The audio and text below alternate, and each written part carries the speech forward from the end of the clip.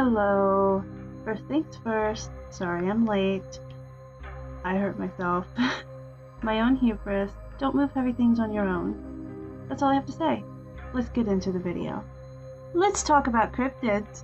Welcome to Weary Lore, and welcome to my Cryptids of America series.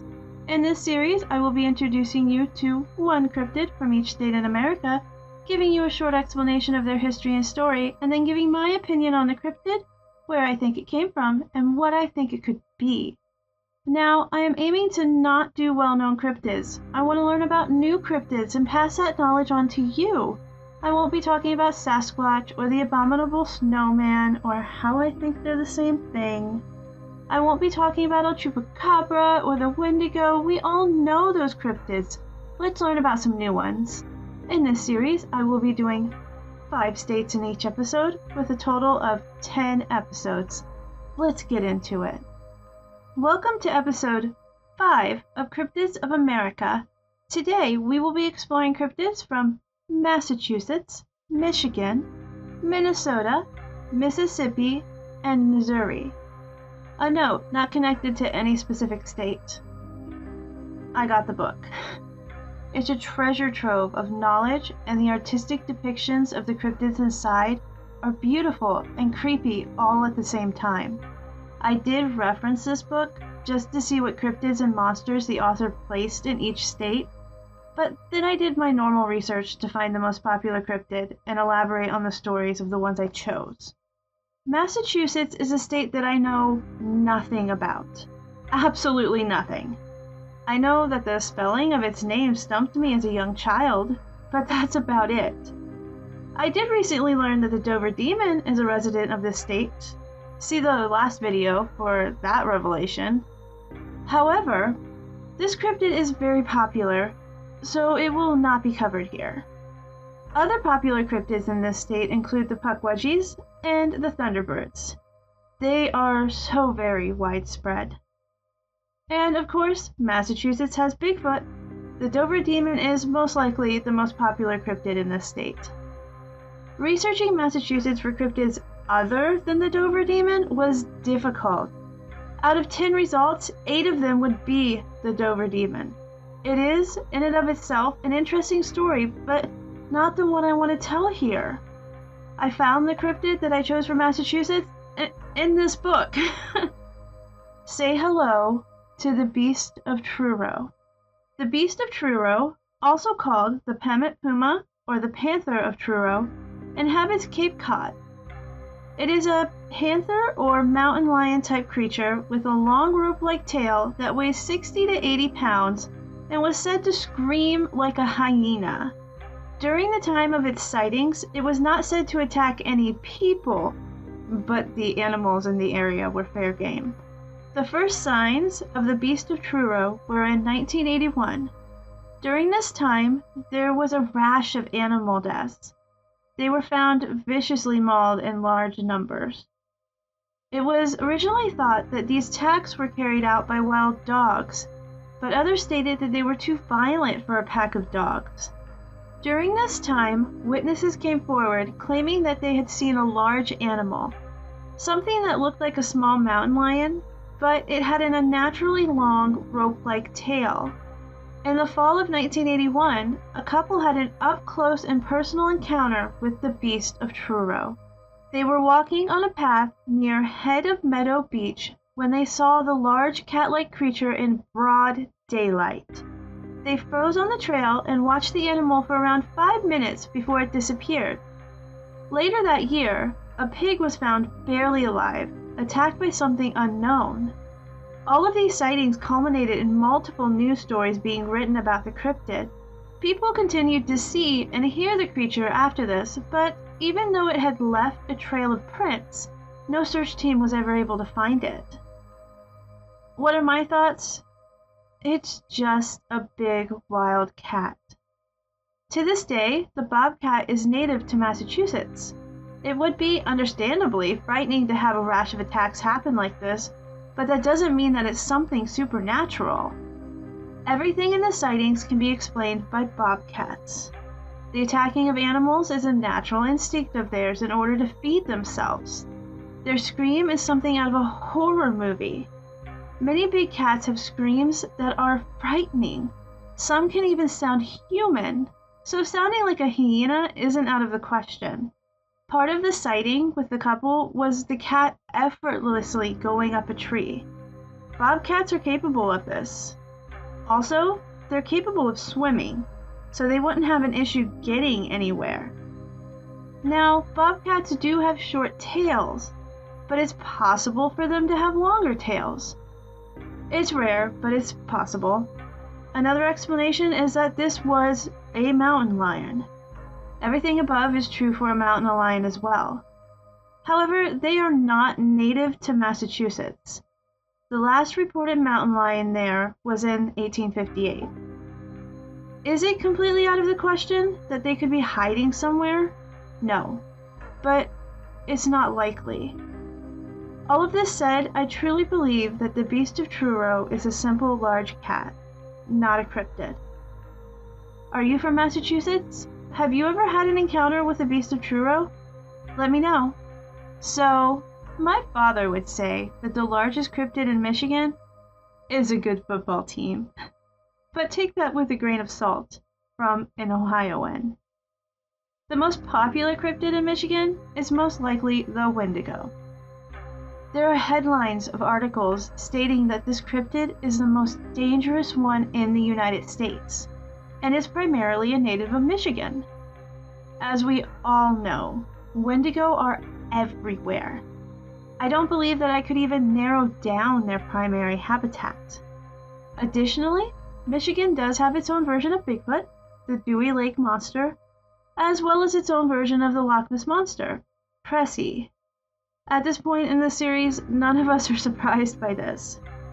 I really wanted to report on the giant green squirrel of Amble, but there wasn't enough information on it to make this a full entry. But still, the day the squirrel went berserk in the first self-righteous church. Moving forward. After discussions with my peers, I chose Nain Rouge. Nain Rouge is an interesting little creature. It has French origins, which surprised me. If you had told me that this creature was from New Orleans, I wouldn't have been surprised. But a cryptid with French origins in Michigan? Wild. Nain Rouge is a small, imp-like creature that has also been described as devil-like. It is short, with red skin, horns, and goat-like hooves for feet. Additionally, descriptions even say that Nain Rouge is a furry, baboon-like creature. It has red eyes and nasty teeth. Overall, it's just something that you wouldn't want to see in a dark alley. And that's definitely where you could encounter this cryptid. Unlike other cryptids, it's urban dwelling, said to live on the streets of Detroit, Michigan, showing itself when chaos or misfortune is about to unfold. The first sighting, and sighting is a relative term here, of Nain Rouge supposedly happened in the early 1700s, when Detroit was founded by Antoine de la Mothe Cadillac. He was warned about the Nain Rouge by a fortune teller. If he appeased the monster, he would be rewarded, but if he didn't, misfortune would befall him. The story goes that he appeased Nain Rouge, and for years the fort that he established, Fort Pontchartrain du Detroit, flourished. However, one night, Nain Rouge showed itself, and instead of appeasing the cryptid, Cadillac hit it with his cane. Cadillac's life deteriorated, like dominoes falling. He was charged with abuse of power, reassigned to Louisiana, and when he returned to France, he was imprisoned and lost his fortune. That is far from the only catastrophe that Nain Rouge has been cited before. It is said that the cryptid was seen before battles with massive casualties, riots, blizzards, and wars. Over its 300-year history, it has been a harbinger of doom and continues to be one until this day. Even if you don't have a personal sighting of Nain Rouge in Detroit, you will see the little imp's visage in advertisements. You will also see it during the annual Marche du Nain Rouge, a banishment parade held in Detroit. I don't know, that seems like a good idea to me. An entire parade disrespecting Nain Rouge? That's just bad karma. What are my thoughts? I absolutely did not know about the French origins of Michigan, and I feel ashamed. I have learned something today, if nothing else comes from this. Now, what are my actual thoughts on Nain Rouge? That's harder to say. It's difficult to fall back on the explanation of deformed animals here. I don't know that there's any scientific way for a baboon to have hooves for feet. I don't think there is. Baboons also aren't red or even orange. Some of them have red butts, but that's about it. Even hairless baboons don't have red skin. Most baboons have dark, almost black skin, though some do have mottled skin, as seen with this hairless baboon from Zimbabwe. I say all of this to say that I really don't have an explanation. Could this just be a cultural phenomenon? A tale passed down through generations, believed simply because it's always been true? Could the sighting be simple hysteria because of the catastrophic events that surround them? Or could Nain Rouge actually be real? I sincerely don't know. And that makes this one all the more interesting. Are you from Michigan? Have you ever had an encounter with Nain Rouge? Let me know. The only little trivia fact that I know about Minnesota is that it has a lot of lakes. 14,380 according to Wikipedia. With that many lakes, I expected a large amount of cryptids to be lurking in the water. I did find some, but not any that really called out to me. As with almost all the other states, Minnesota has its own version of Bigfoot, the hairy man of Vergas Trail, and its own version of Nessie, Peppy. But its most popular or most infamous cryptid might just be the Minnesota Iceman. I did research the Thunder Horse rather intensively, but it just didn't check the boxes of cryptid for me. It's an interesting story, which I might tell at some point, but not here. I decided to report on the Duluth Dogman. Now, I debated doing any Dogman cryptids in this series because they are so close to werewolves, and werewolves are such a popular subset of cryptids.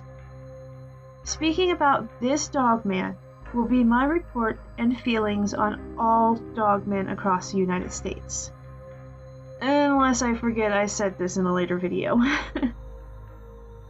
The Duluth Dogman is a mixture between a man and a wolf.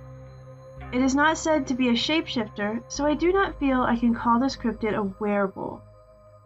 The Duluth Dogman is a bipedal, hairy humanoid with wolf-like legs but human-like arms and hands. It is said to stand around 7 feet tall and have a protruding muzzle, broad shoulders, and a slender waist.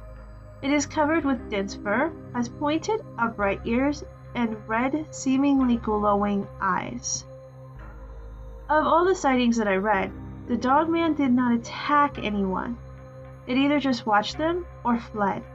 However, multiple witnesses reported that being in the mere vicinity of the Dogman caused feelings of unease and dread. The earliest sighting of the Dogman that I found was in September of 1999. This sighting is relayed by an anonymous man who stated that it happened while he was working as a Security Forces airman at the St. Louis County Air Force Base. While doing his rounds, he saw an unknown animal that stood eye to eye with him while he was sat in an F-150. The creature would have had to be at least 7 feet tall. He did go out to investigate. However, the Dogman ran off into the brush, sounding like a moose charging through the trees. He decided not to pursue. This does conflict with the Native American Dogman in the region, as they warn their children of the Dogman as he is able to move silently, no matter what terrain. Perhaps they aren't the same creature? Another notable sighting happened in 2009. a man was on his way to meet his friends at the theater when he encountered 5 deer. Upon stopping to look at the deer, he sighted the dogman hunting them from the side of the road. When the deer were spooked away, he stated that the dogman looked straight at him, as if blaming him for the loss of its meal. The most recent sighting I could find is one reported on November 7th of 2016. The difference in this sighting is that the witness stated that the creature was 7 feet tall while on all fours. If it were standing on its hind legs, like the other sightings, it would have been even larger. Now that's something to worry about. What are my thoughts? My thought on pretty much all dogmen and werewolves are mistaken identity. The human brain has this habit of making things up when it can't make sense of something. This often happens when it's very dark out and our vision is obstructed by that.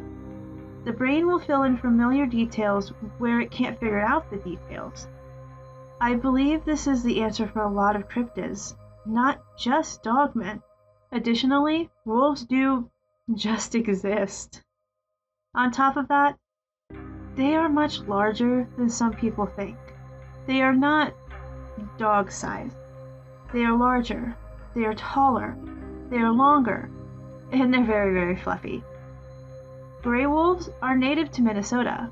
Now, the sightings above stated that the creature was brown and not gray, but these are short sightings at night in the dark, and gray fur can get dirty.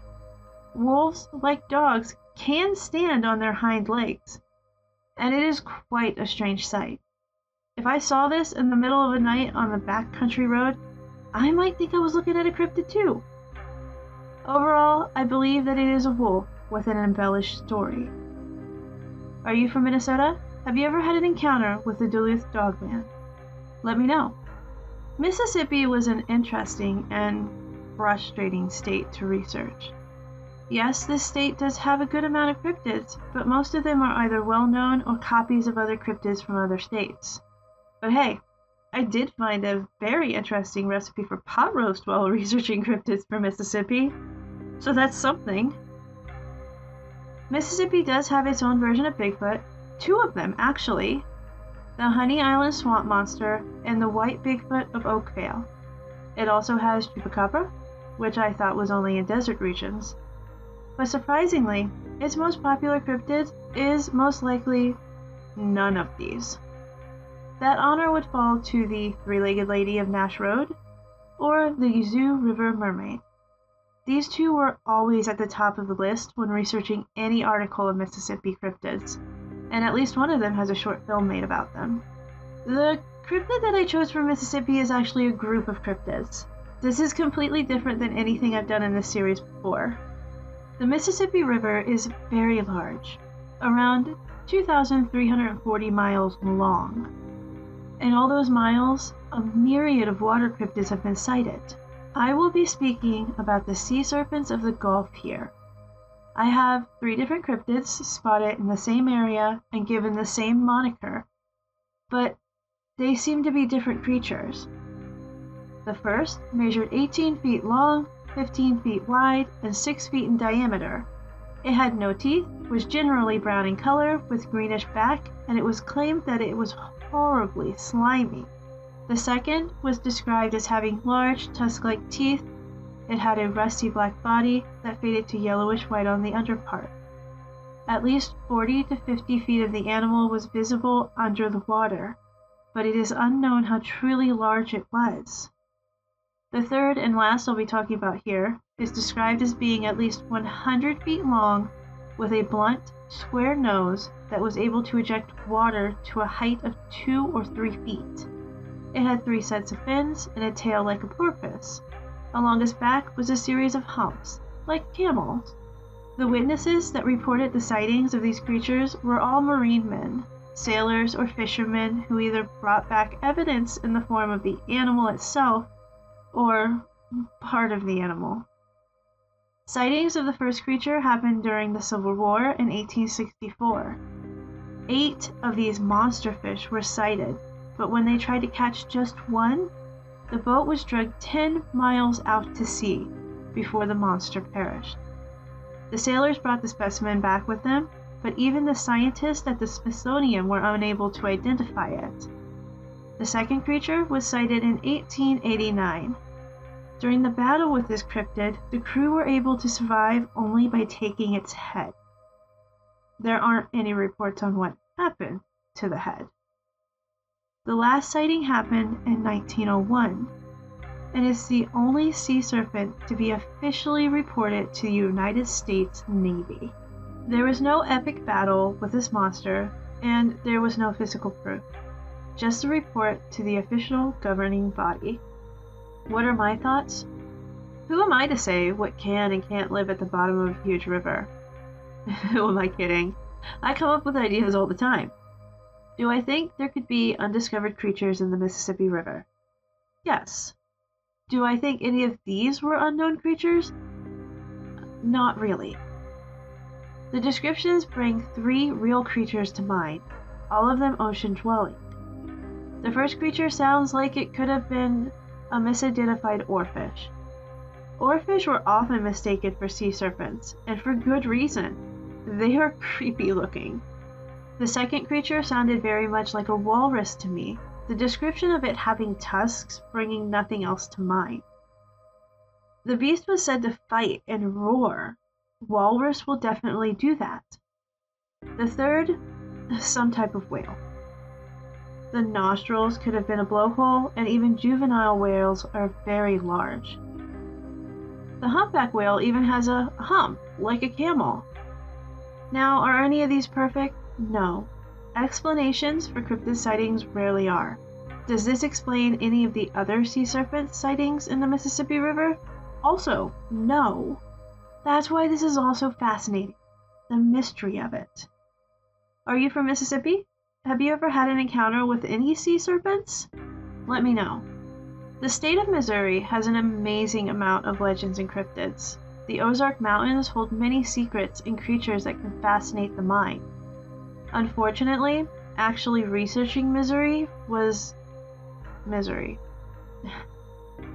Even though the state has an abundance of cryptids, they are completely and utterly overshadowed by 2. Without a doubt, Missouri's most popular cryptids are Momo, a terrifying monster, not the creepy wax statue, and the Ozark Howler. No matter how many times I rewarded my searches, our lovely Google search engine would redirect me to these cryptids. Even when I did find information on other cryptids, it was extremely lacking, with most just giving descriptions and the very barest legends surrounding them. But I'm gonna do my best here.